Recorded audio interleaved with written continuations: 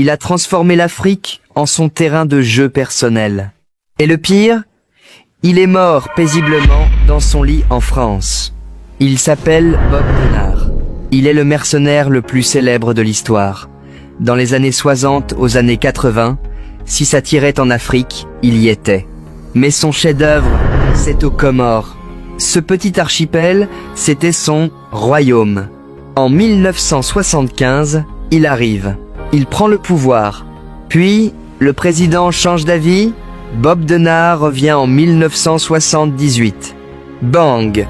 Coup d'État. Il ne se contente pas de guerroyer. Il devient le gardien du palais. Il contrôle l'armée, l'économie. Il impose la loi. C'est littéralement un roi blanc qui dirige un pays africain par procuration. Et le plus fou, en 1995, il a 66 ans. Il est censé être à la retraite. Et non! Il débarque sur une plage avec 30 mercenaires pour reprendre le pouvoir une 4e fois. La France doit envoyer l'armée pour l'arrêter. Comment a-t-il fait?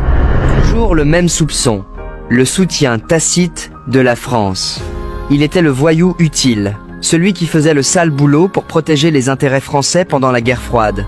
Condamné à 5 ans de prison avec sursis, il n'a jamais fait un jour de prison pour ses putschs. Bob Denard est mort en 2007, emportant avec lui tous les secrets de la France-Afrique. L'Afrique regorge d'histoires incroyables comme celle-là. Abonne-toi pour la suite et dis-moi en commentaire, c'est un héros ou un criminel.